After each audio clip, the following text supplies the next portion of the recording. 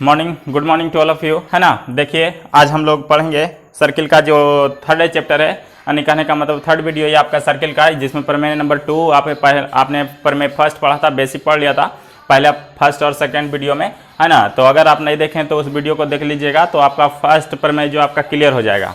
और इसके अलावा अगर आपको आगे थर्ड है ना, तो थर्ड के बारे में हम लोग जानकारी लेंगे, है ना। पहले प्रमेय 2 के बारे में देखते हैं, उसके बाद थर्ड है।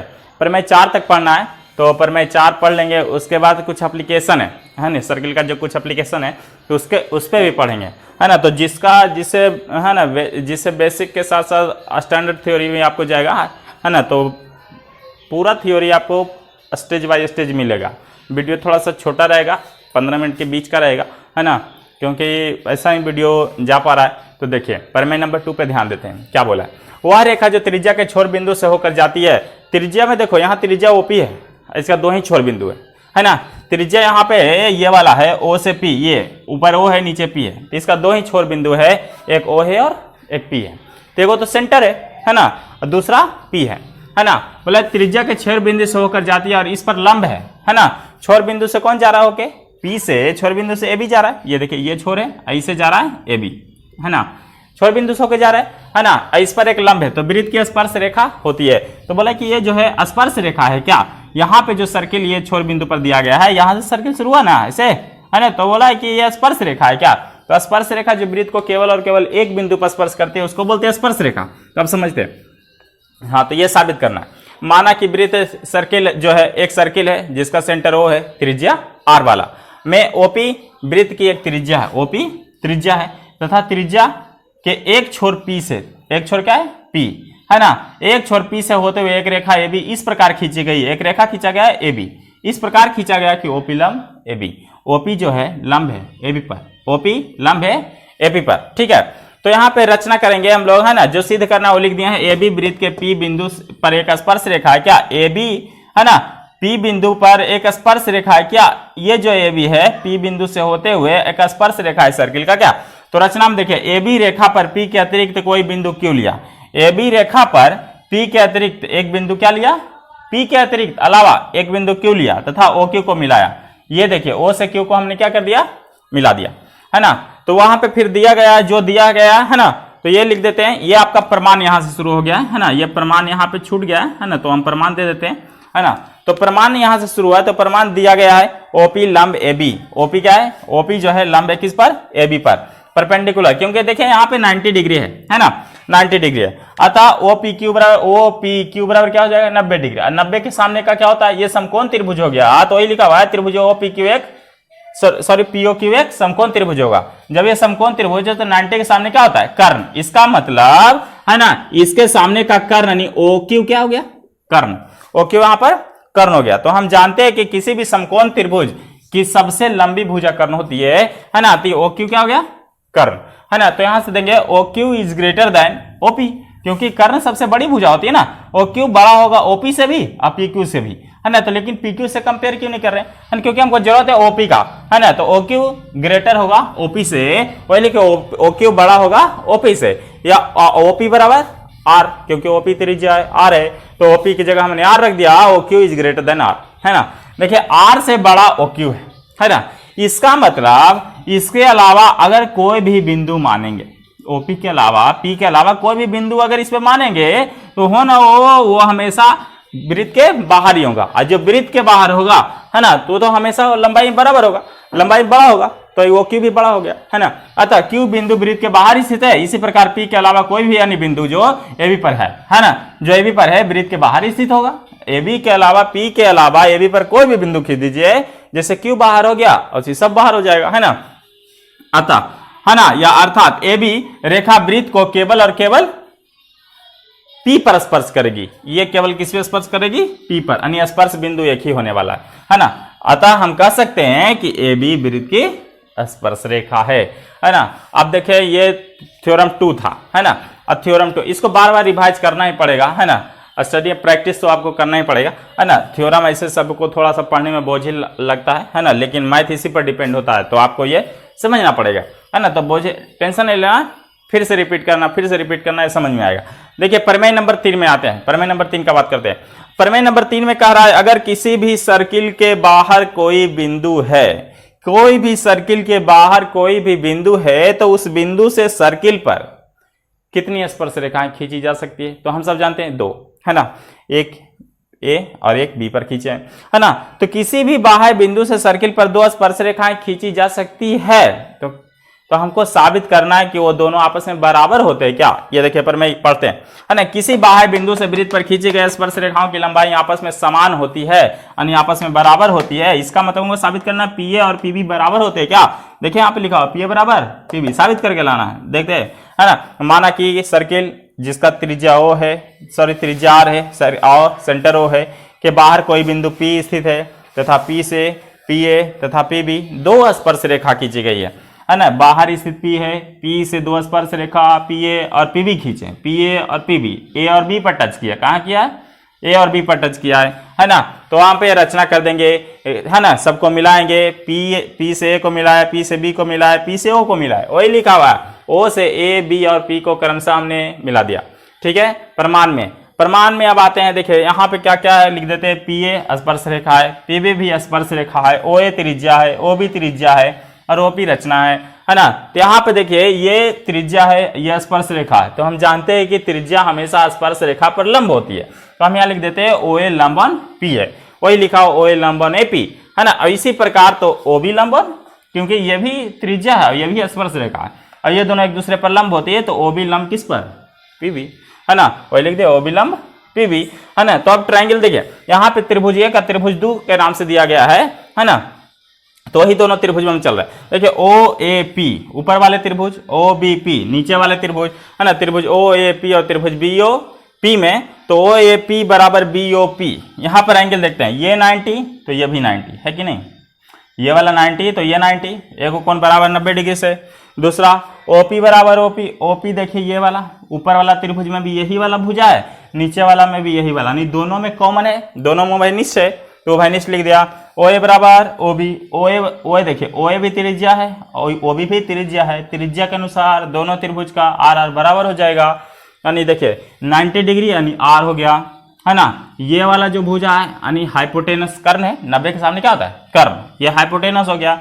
और बचा एक भुजा आती है तो साइड है, तो आर एच एस, तो है ना। तो राइट हैंड साइड सर्वांग समता से, ठीक है, सॉरी राइट हाइपोटेनस साइड सर्वांग समता से, तो क्या हो जाएगा? Triangle O A P congruent है ट्रायंगल ओ बी पी का सर्वांग समय।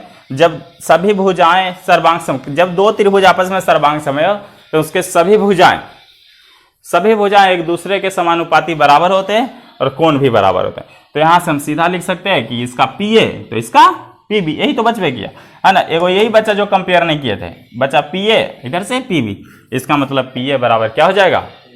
पी बी हो जाएगा, है ना। इतना समझ में आया। उसके बाद देखिए, है ना, थ्योरी यानी प्रमेय नंबर 4, है ना। प्रमेय नंबर 4 इसको डिलीट करते हैं, उसको देखिए 4 यहाँ पे लिखा हुआ है ना। यदि किसी वृत्त के बाहर स्थित एक बिंदु से वृत्त पर 2 स्पर्श रेखाएं खींची जाए, वृत्त के बाहर स्थित किसी बिंदु से, वृत्त के बाहर स्थित बिंदु, यहाँ फिगर दिख रहा है ना। वृत्त के बाहर स्थित किसी बिंदु से 2 स्पर्श रेखाएं पी और पी भी खींचा गया यहाँ पे, है ना। तो ये स्पर्श रेखाएं वृत्त के केंद्र पर समान कोण बनाती है। और दूसरा में बोला है ये स्पर्श रेखाएं वृत्त के, यानी 1 और 2 का बात कर रहा है, ये स्पर्श रेखाएं वृत्त के केंद्र पर समान कोण बनाती है। तो वृत्त का केंद्र यहाँ है ना। तो बोला है कि 1 और 2 बराबर होते क्या? समान कोण नहीं, बराबर होते क्या, ये साबित करना है। दूसरा बोला है इन स्पर्श रेखाओं का केंद्र बाह्य बिंदु को मिलाने वाली रेखा के समान झुकाव का होता है क्या, यानी इन स्पर्श रेखाओं को मिलाए कहाँ? पी पर, है ना। तो यहाँ पर जो झुकाव उत्पन्न होता है ये समान होता है क्या? तो 3 बराबर 4 भी आपको साबित करना है। पहला में साबित करना है 1 बराबर 2, दूसरा में साबित करना है 3 बराबर 4। इसी को नाम के साथ लिखा गया एओपी बराबर बीओपी, एपीओ बराबर बीपीओ। देखें दिया गया है, माना कि सर्किल है ओ और आर का के बाहर स्थित बिंदु पी से वृत्त पर 2 स्पर्श रेखाएं हैं तथा पी ए और पी बी स्पर्श रेखा खींची गई जिनके स्पर्श बिंदु ए तथा बी हैं और ओ और पी को मिला दिए, ओ यहाँ पी यहाँ, दोनों को मिला दिए, है ना। तो आपको ये साबित करना है ए ओ पी बराबर B O P, A O P यानी कोण 1, बी ओ पी यानी कोण 2। आपको साबित करना है कोण 1 बराबर कोण 2। और दूसरा में साबित करना ए पी ओ बराबर B P O, A P O यानी 3 बी पी ओ यानी 4 यानी 3 बराबर 4, ये साबित करना। चूंकि है ना, तो प्रमाण में आते हैं, है ना, चूंकि ओ ए वृत्त की त्रिज्या है एवं पी ए स्पर्श रेखा है, तो ओ ए पी बराबर 90 डिग्री। तो यहाँ से देखना ओ ए पी कि देखो ये दोनों लंब है एक दूसरे पर, स्पर्श रेखा त्रिज्या, तो ओ ए पी बराबर 90 डिग्री, नीचे भी ओ बी पी बराबर भी 90 डिग्री, इसी प्रकार यहाँ लिखा हुआ है। तो आप देखते हैं त्रिभुज में चलते हैं, A P O, A O P और B O P, A O P ये वाला ऊपर वाले त्रिभुज में, और बी ओ पी यानी नीचे वाले त्रिभुज में, है ना। देखिए ए पी बराबर, ए पी स्पर्श रेखा है बराबर बी पी, स्पर्श रेखा बराबर होता है, थ्योरम नंबर 3 में साबित किए हैं, है ना, इसके पहले, है ना। तो ये दोनों आपस में बराबर होता है ना, साबित किया। उसके बाद ओ ए बराबर ओ बी, ओ ए बराबर ओ बी, ये दोनों त्रिज्या आपस में बराबर होते हैं, है ना। ओ पी बराबर ओ पी, दोनों क्या है, उभयनिष्ठ है, कॉमन है। तो यहाँ पे देखिए ये तीनों साइड ही हैं, ये भी साइड, ये भी साइड, ये भी साइड, तो क्या S S S S S S सर्वांग समता होता है। तो ऐसे सर्वांग समता से ट्रायंगल ए ओ पी और बी ओ पी दोनों आपस में सर्वांगसम हुए। जब दो त्रिभुज आपस में सर्वांगसम होते हैं तो उसके सभी कोण आपस में बराबर होते हैं, है ना। तो देखिए ए ओ पी बराबर बी ओ पी यानी कोण 1 बराबर कोण 2 भी हो जाएगा, और ए पी ओ बराबर बी पी ओ, है ना, कोण 3 बराबर कोण 4 भी हो जाएगा। उसी को नाम के साथ यहाँ पे लिखा गया। उसके बाद सम इम्पोर्टेंट्स है ना, कुछ इंपॉर्टेंट पॉइंट है जो एप्लीकेशन के रूप में हम लोग यहाँ पे देखेंगे, है ना, जो आपके लिए बहुत ही बेनिफिशियल रहेगा स्टडी के लिए। लेकिन ऐसे अगर आप माने कि एनसीईआरटी सिर्फ स्टडी करना है तो एनसीईआरटी के लिए आपका थ्योरी कंप्लीट है, लेकिन आप मैथ बनाइएगा तो बनेगा अब, है ना। लेकिन अब इसके आगे कुछ एडवांस है, एडवांस थ्योरी है ना, जिसको आपको पढ़ना भी बहुत जरूरी है। तो ये पढ़ने के लिए हम लोग देखिए सम इम्पोर्टेंस में देंगे, है ना, सम इम्पोर्टेंस यहाँ पे हेडिंग दे दिए, है ना। देखिए दो सकेंद्रीय वृत्त, सकेंद्रीय वृत्त माने यानी दो वैसे वृत्त जिसका केंद्र एक ही हो, है ना। जैसे देखो खींचा गया है, एक वृत्त यहाँ पर है, एक वृत्त बाहर है, लेकिन केंद्र इसका सिर्फ वो ही है ना। छोटा वाला का भी केंद्र वो, बड़ा वाला का भी केंद्र वही है। दो वृत्त जिसका केंद्र एक ही हो, समान केंद्र वाले दो वृत्त को हम लोग सकेंद्रीय बोलते हैं, है ना। दो सकेंद्रीय वृत्त जिनकी त्रिज्या ए और ए एवं बी है, तो ए इज ग्रेटर देन बी, ए जो है बड़ा है, ए का त्रिज्या बड़ा है देन बी, छोटा वाला की त्रिज्या बी है, बड़ा वाला की त्रिज्या ए है ना। उसके बाद बड़े वृत्त की जीवा छोटे वृत्त की जीवा के लिए स्पर्श रेखा है। बड़ा वृत्त पर हम जीवा ए बी खींचे हैं, जो छोटा वृत्त को टच कर दिया सी पर, है ना, तो बड़ा वृत्त का जीवा हो गया, छोटा वृत्त का स्पर्श रेखा, है ना, टच कर दिया तो, है ना, स्पर्श रेखा। जीवा की लंबाई ज्ञात करना है आपको, ए बी की लंबाई ज्ञात करना है। तो ये ज्ञात करने के लिए देखिए फॉर्मूला निकालें। यहाँ पे मान लेते हैं ए त्रिज्या वाले वृत्त की जीवा है और बी त्रिज्या वाले भी वृत्त की जीवा है, और सी बिंदु पर एक दूसरे, यहाँ पर सी बिंदु पर ये टच किया, स्पर्श बिंदु है ये, है ना, छोटा वाला वृत्त का स्पर्श बिंदु, ये बड़ा वाला वृत्त का जीवा है, ये भी त्रिज्या है। देखिए यहाँ से सेंटर से बड़ा वाला त्रिज्या यहाँ है, तो यहाँ से यहाँ भी क्या होगा, त्रिज्या होगा, यानी इसकी लंबाई ये है, तो ये भी ए। और यहाँ पे देखिए यहाँ पर काटा है तो आधा आधा हाफ हो जाएगा, हाफ इक्वल हो जाएगा, है ना। जैसे देखिए यहाँ पे हाफ इक्वल हो जाएगा, यानी इधर वाला जब भी काटेगा, जब दोनों बराबर बराबर भाग में, ये दोनों आपस में क्या होगा, बराबर में, यानी हम बोलेंगे ए बी को, है ना, ए सी बराबर, यहाँ पे देखिए लिखा हुआ है ओ सी लंब ऑन ए बी, ओ सी लंब है ए बी पर, तो ए सी बराबर सी बी, या ए सी बराबर सी बी बराबर हाफ ऑफ ए बी का क्या हो जाएगा, आधा, है ना। तो ओ सी ए बराबर 90 डिग्री, तो ओ सी ए बराबर 90 डिग्री, यानी यहाँ पे तो लंब होबे करेगा ये 90 डिग्री, इसका मतलब समकोण त्रिभुज है। तो समकोण त्रिभुज ए ओ सी में चलेंगे, समकोण ए ओ सी या ए सी ओ, जैसे भी आपको इच्छा है ले लीजिए, तो ए सी ओ, है ना। तो ए सी ओ में, है ना, इसको ए सी ओ भी लिख सकते हैं, क्योंकि बीच में से ज़्यादातर हम लोग ये राइट एंगल को रखते हैं, तो ए सी ओ में भी रख सकते हैं। तो यहाँ से समकोण त्रिभुज हम जानते हैं कि समकोण त्रिभुज पाइथागोरस प्रमेय होता है ना, कि कर्ण का स्क्वायर बराबर लंब का स्क्वायर जुड़ा आधार का स्क्वायर। तो यहाँ से क्या हो जाएगा, ए सी निकाल रहे हैं, तो ए सी का स्क्वायर बराबर कर्ण का स्क्वायर, यानी ओ ए का स्क्वायर माइनस ओ सी का स्क्वायर, ओ ए का स्क्वायर माइनस ओ सी का स्क्वायर, लेकिन इधर स्क्वायर था तो इधर से स्क्वायर हटाएं तो इधर क्या चला गया, रूट चला गया, है ना।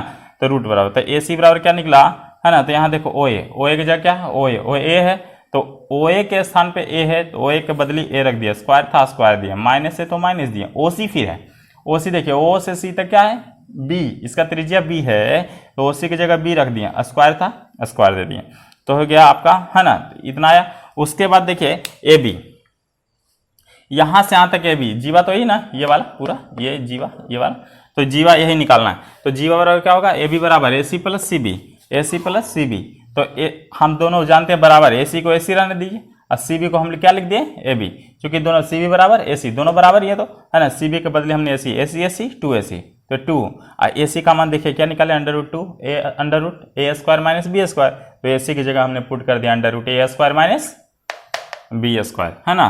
तो ये आपका पूरा ए बी का लंबाई निकल गया 2 √a square minus B square, यानी अतः जीवा की लंबाई हो जाएगा 2 √a square minus B square, है ना। इतना समझ में आया, है ना। तो बाकी जो है, बाकी का जो अगला इसका जो एप्लीकेशन है वो आपको नेक्स्ट वीडियो में मिलेगा, यानी वीडियो का 4 नंबर जो रहेगा, 4 नंबर जो पार्ट रहेगा उसमें मिलेगा। Thank you.